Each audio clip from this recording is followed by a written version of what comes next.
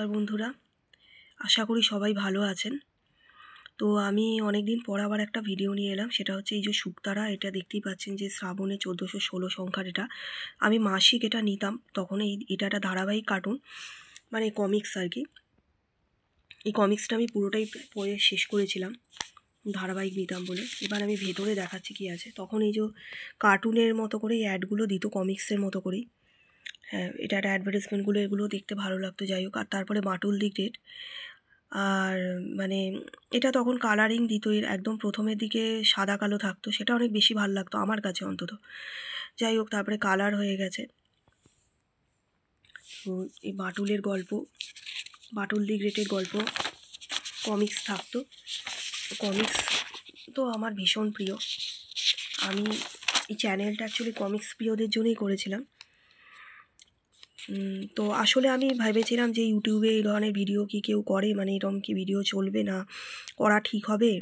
কারণ আমার তো এটা ডল দিয়ে শুরু হয়েছিল এবং পরে গল্প বলতাম একদম প্রথম।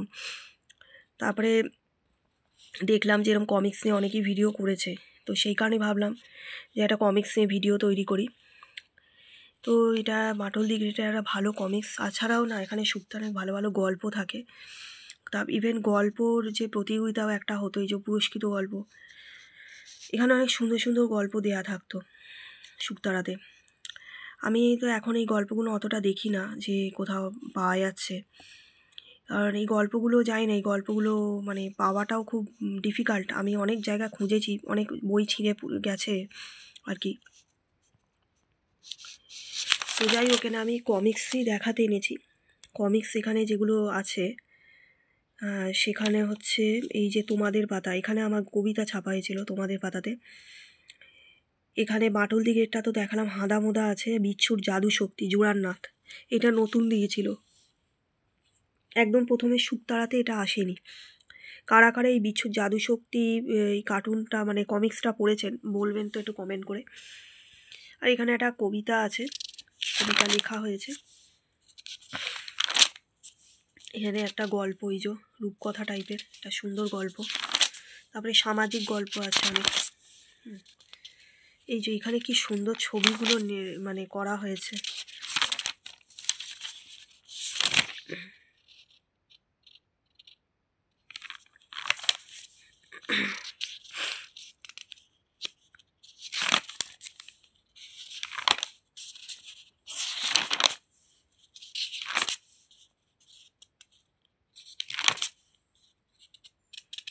সেই চাঁদের পদচিহ্ন, এটা নিয়ে যে কত বিতর্ক।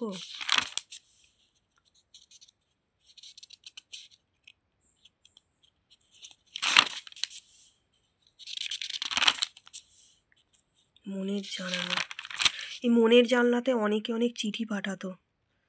এই যেমন এই একটু চিঠিতে বলছিল, আমি শুকতারার পাঠিকা, আমার মনের জানলা বিভাগটি খুব ভালো লাগে। আজ আমি একটা সমস্যা লিখছি। আমার মা কিছুদিন আগে মারা গেছেন। আমি এখন নবম শ্রেণীতে পড়ি। আমি ক্লাসের প্রতিবার প্রথম নালে দ্বিতীয়ই, কিন্তু নবম শ্রেণীতে আমি খুব একটা ভালো প্রস্তুতি নিতে পারিনি পরীক্ষার জন্য। একটি ছেলে আমার সাথে আলাপ করতে চাইছে, আমি তাকে না বলেছি, তবু সে বারবার ফোন করছে। সত্যি অনেকে এরকম কেন হয় আমি জানি না। ঠিক আছে, আমি একটু অন্য লাইনে, আধ্যাত্মিক লাইনের মানুষ। আমাকেও কিছু মানুষ আছে, যদি আমি কোনো দরকারে কোনো ছেলের সাথে বাই চান্স কোনো ব্যাপারে কথা বলি, কারণ সমাজে তো পুরুষও থাকে, সম্পূর্ণ সব কিছু তো পুরুষকে বাদ দিয়ে চলাটা সম্ভব নয়। সেখানে নানা রকম উল্টোপাল্টা কথা, মানে কেউ কেউ ইনডাইরেক্টলি বলতে চাইছে তাকে বিয়ে করতে হবে, কেউ উল্টোপাল্টা কথা বলছে। মানে বুঝতে পারি না, মানে কী ধরনের রুচি এই ধরনের ব্যাপারগুলো। কিছু কিছু মানুষ, মানে আমার খারাপ লাগে, বাঙালি সমাজটায় কী ধরনের কিছু মানুষ মেয়েদেরকে কী ভাবে, মানে এই করে বাঙালি সমাজটা আমার মনে হয় একদিন শেষ হয়ে যাবে। কারণ যে সমাজে নারীদেরকে সম্মান দেওয়া হয় না, সে নারীদের সাথে সম্মান দিয়ে কথা বলা হয় না, ঠিক আছে, এই ধরনের কাজকর্ম করে। এবং আমার বাড়ির কাছের মানুষও আছে এরকম অনেকে। খুব বাজে জিনিস, এই জিনিসগুলো খুব বাজে এগুলো।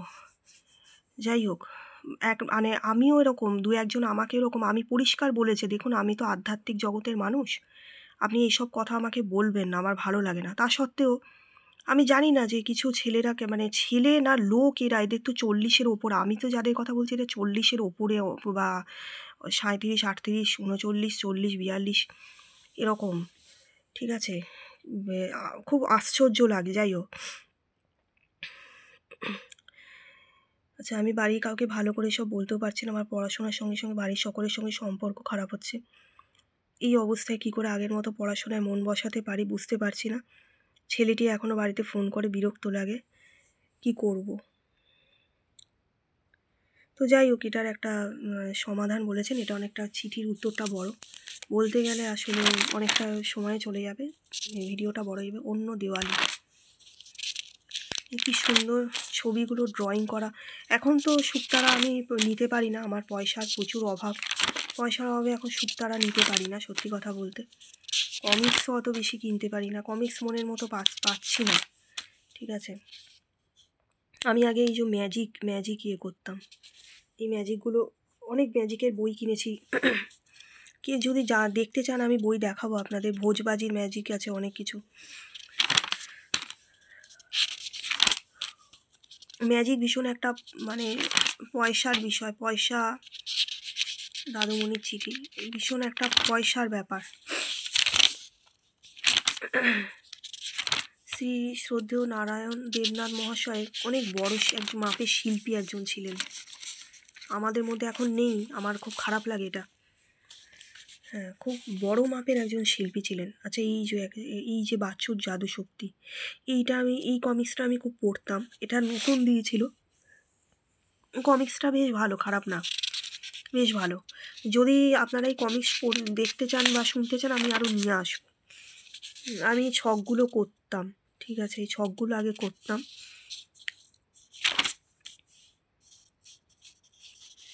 কত সুন্দর সুন্দর এখানে গল্প শুকতারা আগে দিত, অনেক সুন্দর সুন্দর গল্প। এই যে এই তোমাদের পাতা, এইখানে আমার কবিতা ছাপা হয়েছিল আসলে। এই যে হাঁদাবোঁদা, এই হচ্ছে হাঁদাবোঁদা, কি সুন্দর ছোট্টর মধ্যে ড্রয়িং করে কি সুন্দর বিষয়গুলোকে তৈরি করা হয়েছে, অসাধারণ।